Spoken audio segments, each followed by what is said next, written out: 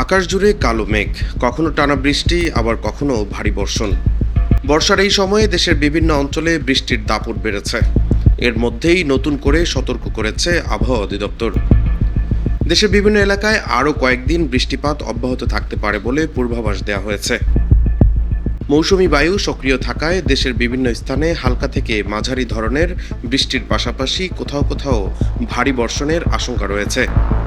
এর ফলে নিচু এলাকা প্লাবিত হওয়া, সড়কে জলাবদ্ধতা এবং স্বাভাবিক জীবনযাত্রায় ভোগান্তি বাড়ার শঙ্কা তৈরি হয়েছে। বিশেষ করে উপকূলীয় অঞ্চল, নদী তীরবর্তী এলাকা এবং পাহাড়ি অঞ্চলের মানুষকে বাড়তি সতর্ক থাকতে বলা হচ্ছে। টানা বৃষ্টির কারণে নদ নদীর পানি বৃদ্ধি, কোথাও আকস্মিক বন্যা এবং পাহাড়ি এলাকায় ভূমিধসের ঝুঁকিও তৈরি হতে পারে। তবে সুখবর হচ্ছে, আবহাওয়া অধিদপ্তরের পূর্বাভাস অনুযায়ী বৃষ্টির তীব্রতা ধীরে ধীরে কমে আসতে পারে। রাজধানী সহ দেশের কিছু এলাকায় আরও 2 থেকে 3 দিন বৃষ্টিপাতের প্রবণতা থাকতে পারে। এরপর ধীরে ধীরে কমতে পারে বৃষ্টির দাপট। তবে বৃষ্টি কমলেও আকাশ পুরোপুরি পরিষ্কার হতে সময় লাগতে পারে।